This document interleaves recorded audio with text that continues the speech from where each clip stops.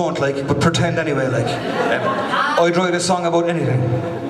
And here's a song that I wrote about 3 whales.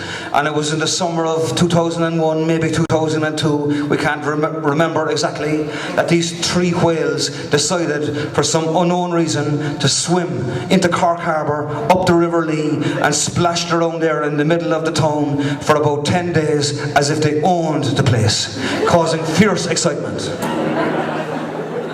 And at the time, I met an old woman early one morning in the supermarket, and she said to me, "John," she said, "you have to write a song about the whales. Who else is going to do it?"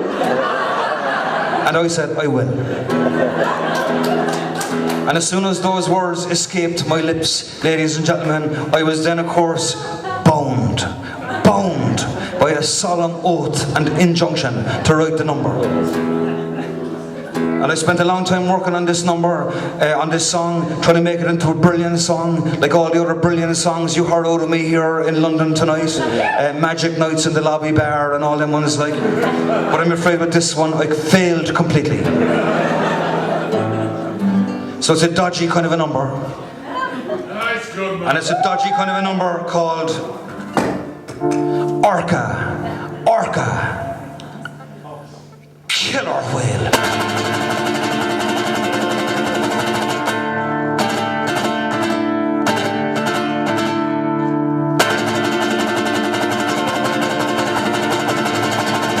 Woke up this morning and you won't believe what I did see. 3 whales outside my window, swimming in the River Lee. Orca, Orca. They were killer whales. 3 whales swam up our river, up through Passage West. Well, you never saw such excitement. Nobody had ever seen or heard of such a thing before. People came from far and near to see the whales. They came on aeroplanes from Finland and helicopters from England, from the radio and the TV. Well, I met an old woman in the supermarket. She said, "John, you have to write a song about the whales. Who else is gonna do it?" I went, "Orca, Orca, killer whale." Well, I met a busker up in Paul Street. He said, "John, I think they come with a message from the deep. Clean up the sea." I said, "I don't know, Matty. Maybe they only come up for the salmon and the mullet. I'm not sure." But it's true that they spent a long time outside the city hall, speaking to the city fathers in a language no one could understand. 3 boys come out of Charlie's, 1 o'clock in the morning, out of their heads on ease. Well, they thought, ladies and gentlemen, that they took one too many when they see the 3 whales splashing around outside in the lee. Orca, Orca. They were killer whales. The word went out that night on the Human Mammal mobile phone. The Human Mammal gathered from far and near that night down on Union Quay for the greatest party of all time that was ever held in Cork. Burning on through the night. There was drink, there was drugs, there was music, there was love, there was whales. Orca, Orca, killer whales. Well, they swam up as far as the School of Music. Everyone was getting fierce, worried about the whales. The crowd from the university came on the radio. They said, "We have to turn the situation around. We have to save the whales." But they swam all the way up to the School of Music. They came a long, long way, especially to hear the human children playing the violin. Orca, Orca. They were killer whales.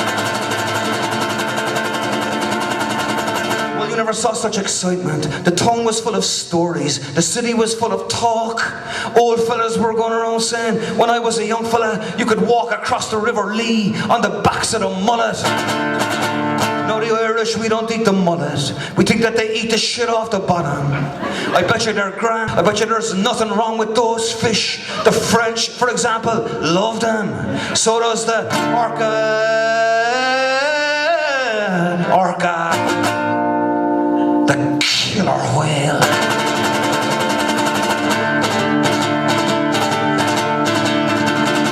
Well, they hung around for about a week and a half, lashing into the salmon and the mullet, coming and going as they pleased, splashing around in the River Lee, underneath the bridges of Cork, like they owned the place.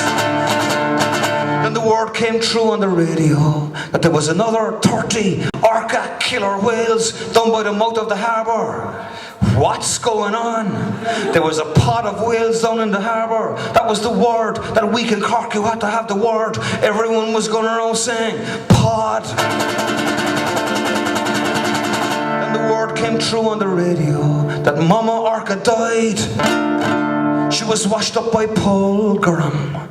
Well, the sky was completely blue. The sea was completely blue. The day that Mama Orca passed away, there was a girl crying on the radio.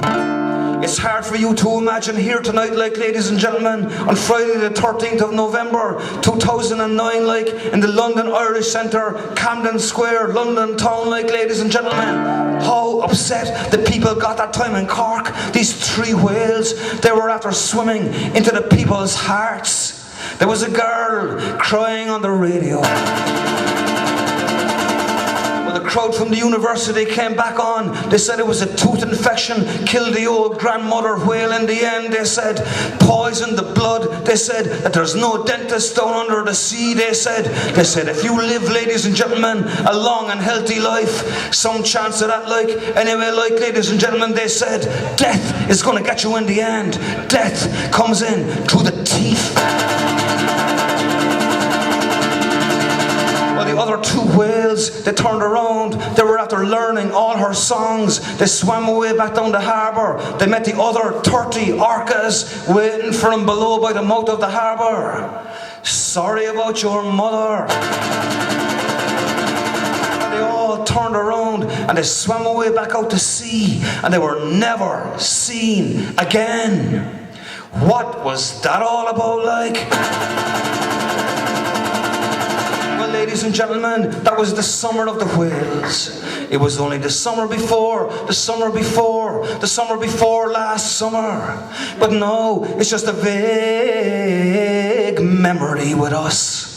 The strange people of Cork with the memory of a goldfish. But I met an old woman in the supermarket. She said, John, you have to write a song about the whales. Who else actually is going to do it? Only for her, ladies and gentlemen, there would be no song. If you could call it a song, like. Anyway, I just went, Orca,